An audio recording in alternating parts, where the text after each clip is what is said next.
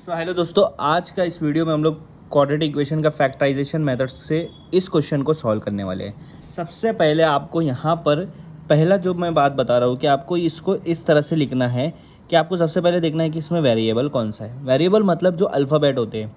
तो यहाँ पर आपको दिख रहा है कि y एज अ वेरिएबल यहाँ पर है, ठीक है।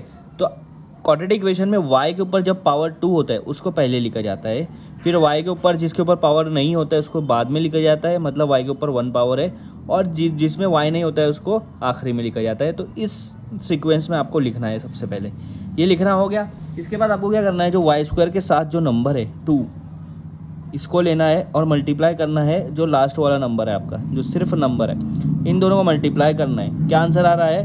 26। क्या आंसर आ रहा है? 26। अब मुझे दो ऐसे नंबर चाहिए जिसको मैं मल्टीप्लाई करूंगा तो मेरा आंसर आना चाहिए +26।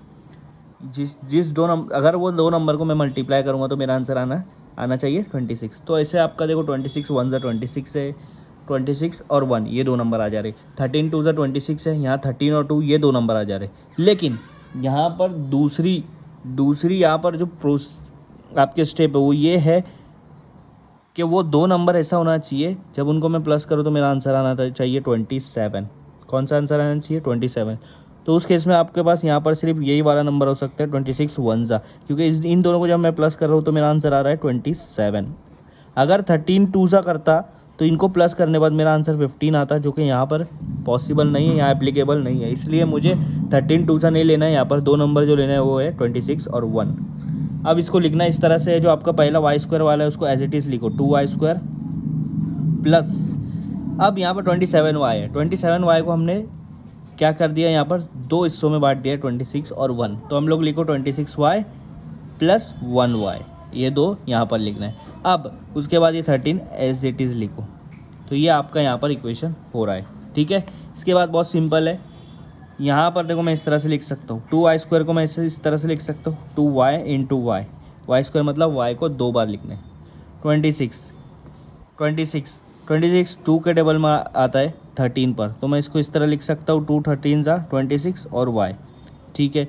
इसको एज इट इज़ लिखो कि इसके यहाँ पर कोई कॉमन चीज़ नहीं है, ठीक है। अब इसके बाद क्या करना है, इन दोनों में कॉमन चीज़ देखो, इन दोनों में यहाँ पर 2 कॉमन है, यहाँ भी 2 कॉमन है, तो 2 को बाहर ले लिया।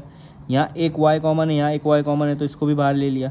अब देखो 2y यहाँ से कॉमन निकल गया, बचा क्या? y, यहाँ पर y लिख दो, प्लस यहाँ से भी 2y निकल गया, बचा क्या? 13, तो 13 को यहाँ लिख लो। आए समझ में? इसके बाद इन दोनों में कुछ कॉमन नहीं है, जब कुछ कॉमन नहीं होता है तो 1 बाहर निकाला जाता है। क्या निकाला जाता है? 1। यहाँ से 1 हट गया, क्या बचा? y। 13 में से 1 गया, 13 1 ज़ा 13 होता है, तो 13 यहाँ भी 1 कंप्लीट बाहर निकाले तो यहाँ पर आप 13 लिख सकते हो। प्लस मत लेना, 13 + 1 12 + 1 13 ऐसा नहीं लेना है। 13 1 ज़ा 13, तो 1 कॉमन निकाले, 1 को 13 से मल्टीप्लाई करेंगे तब भी उसका आंसर क्या आएगा? 13, ठीक है। अब इन दोनों में जो ब्रैकेट है, सेम ब्रैकेट, इसको एक बार लिखो y + 13, और ये वाला जो आपका नंबर इसको एक अलग ब्रैकेट में लिखो 2y + 1, और इन दोनों को 0 से इक्वेट करना है। अब हमारा पहला ब्रैकेट है y + 13, अब इन दोनों को 0 से अलग अलग इक्वेट करेंगे, और 2y + 1 इसको भी अलग 0 से इक्वेट करेंगे, ठीक है। यहाँ तक कंप्लीट हुआ। +13 को अगर मैं उधर लेकर चला गया तो ये हो जाएगा y = -13। क्या हो जाएगा? y = -13। यहाँ पर मैं 1 को इधर ले गया तो मेरा आंसर आएगा 2y = -1, 2y = -1। अब y के साथ क्या नंबर है यहाँ पर? 2। इसको हटाना है क्योंकि मुझे y के वैल्यू चाहिए, तो मैं दोनों तरफ यहाँ पर 2 से डिवाइड कर दूंगा। ये 2 कैंसिल हो गया, मेरे पास बच रहा है y, और यहाँ पर बच रहा है -1/2। तो मेरे पास y की दो वैल्यू आ गई, एक -13, एक -1/2। y की वैल्यू इसलिए 2 आई है यहाँ पर क्योंकि क्वाड्रेटिक इक्वेशन है, क्वाड्रेटिक इक्वेशन का मैक्सिमम पावर 2 होता है, इसीलिए यहाँ पर उसके 2 रूट इक्वेशन आएंगे। आए समझ में? इस तरह से